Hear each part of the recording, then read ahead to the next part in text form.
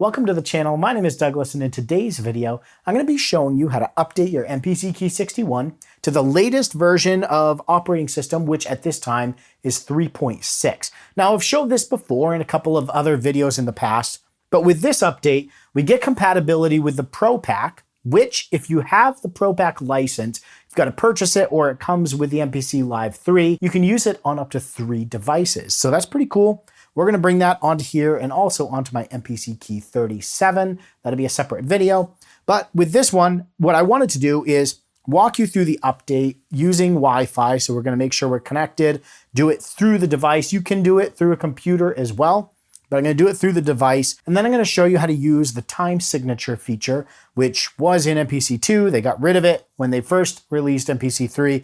Now it's available on 3.6. So let's take a look at this. I'm going to tap on new project and just kind of get into the main screen of here.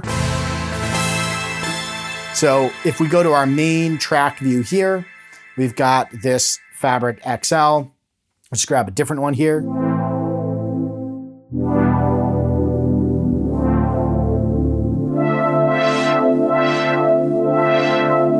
All right, so just a couple of noteworthy things here. If we look in our sequence here, you're gonna see 120 beats per minute.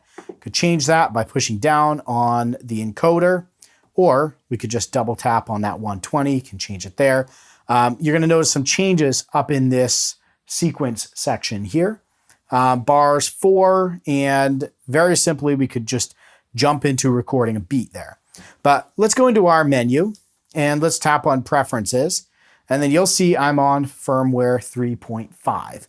So let's tap on this update right here. And before I do that, I'm gonna come into Wi-Fi, and I'm not connected to any of the networks yet. So I'm just gonna connect to my Wi-Fi network here, tap on connect, enter my password, and hit do it.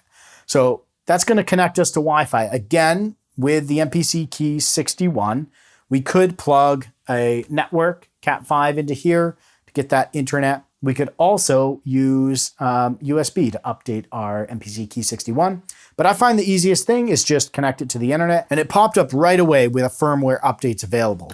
I'm gonna show you, if you've already got this connected, where to get that. So I'm gonna tap cancel, and then I'm gonna come into info, and we've got this little update down here. Now you have online update, which is what we're gonna do, USB drive update, and switch to update mode if you are using the computer to do this. So we're going to tap on online update. It checks, and now we get that same thing. 3.6 is available. We're going to tap update now, and we're not going to save changes to this project that we just created new. With the MPC Key 61, while it goes through the update process, if you're not familiar, if you're just kind of jumping into this world, the MPC first presents you with a screen where you see recent projects, demo projects, and templates. If there's a couple of different screens, and that's really just the startup screen. You're not actually into the MPC software yet. So what you do is you hit new project, and that brings you into kind of the main MPC interface. And that's where you've got the preferences menu. So that's why you've got to do new project just to get into the system. And then you'll notice it said downloading. Now it's updating. Do not unplug. So just leave it be. Don't press buttons, don't unplug, just let the MPC Key 61 do what it's gonna do to update that. I'm gonna fast forward this. This might take a couple of minutes. I'm gonna fast forward to this update being finished. And we're back, MPC OS. It's doing a restart and should come back online with version 3.6. I'm gonna show you where to confirm that. All right, so now we're in here. It says new plugin instruments are available. I'm just gonna say don't show again. I mean, you could say remind me later, but for me, you can always go into the preferences, activations, and see all your plugins there. But let's tap on new project again, and let's straight away come into our menu, and we'll go to preferences, and now we can see we're on firmware 3.6. Wonderful, we're on the latest as of making this video. Let's come back to our main track view, and I wanna show you a change that has taken place. So right here, remember, we looked at that 120 beats per minute. Well, now we have this 4/4, and this is our time signature.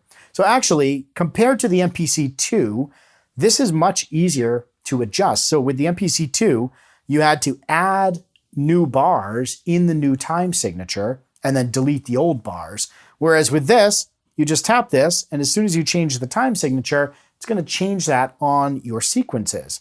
Now, keep in mind, this is going to affect all sequences within our project. So let's go to a 3/4 and say do it. And so now if we do I'm not sure where my metronome's at here, but let's do record, play, start. Let's just grab ourselves an instrument here. Kind of sounds like a Taylor Swift song. I like some of these. It's actually Halloween where I'm recording this, so.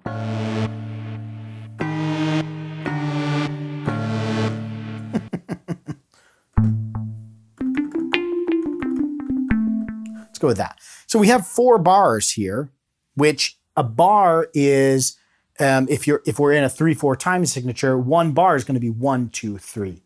Second bar, 1, 2, 3. 4/4 would be 1, 2, 3, 4. So a bar is basically like a measure, and in that measure, we have the number of beats that are taking place. So again, we're on a 3/4 time signature, and if we hit record, play, start, and I messed up because I forgot we were in 3/4, so it's dun, dun, dun. We're going to get a 3-click count in.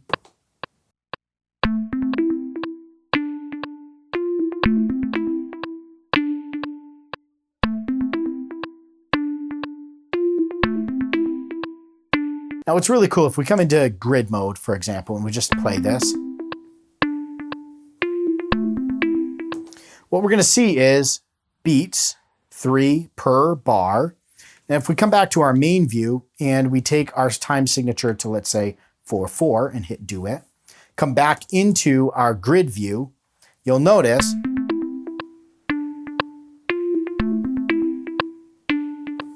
our notes stayed exactly where they were, but now we have an extra beat per measure. So just keep that in mind, that when we are recording, changing the time signature on a sequence with tracks that you already have notes in is not going to adjust or change those notes. All it's going to do is change the beats within your bars. So let's re-record this in 4/4. And then we're going to bring this back to 3/4 and see how that affects the notes that we have in play. I'm going to hit record, play, start.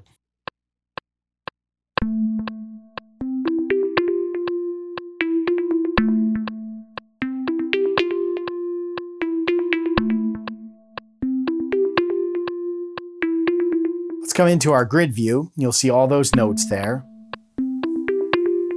Now let's come back to our main view and change this back to a 3/4. So now when we come into our grid view,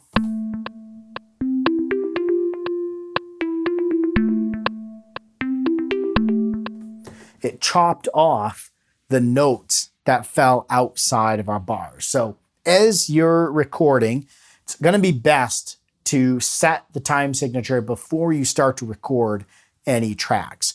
But if you do change it after the fact, your notes are not going to automatically adjust. So hopefully that was helpful in giving you a little context on updating to 3.6, as well as changing the time signature. If you've got any questions around this, throw them down in the comments below. I'll do my best to answer them. To wrap up this video, I want to do a little 3/4 beat right here. We're going to do it 100% live, unplanned. All I've got is this porcupine. We're going to keep adding to this to just end out this video with this little 4-bar beat. Thanks for watching. Stay inspired and keep making that music.